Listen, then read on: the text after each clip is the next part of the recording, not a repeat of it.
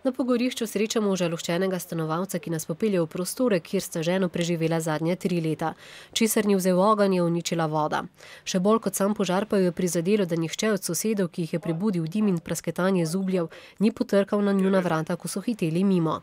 4:30, 25 do 5 mogoče je bila ura pa to, ne. Ja, tiste pokanje pa to, ne, ne.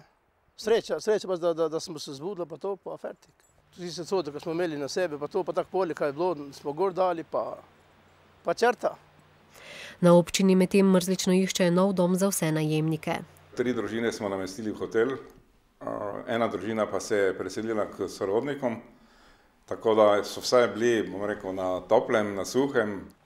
Zanimivo je, da so se gasilci v stavbi mudili že prejšnji dan, zato je bilo toliko večje presenečenje, da je le nekaj ur kasneje zagorelo v drugem dimniku iste stavbe.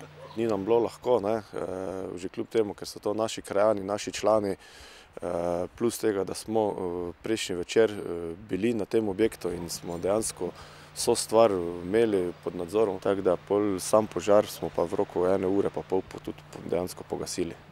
Neuradno naj bi bilo škode v več kot 150 let stari hiši, ki je tudi spomeniško zaščitena, za okoli 150 000 evrov. Ali so res zagorele saje v dimniku, pa bo pokazala preiskava.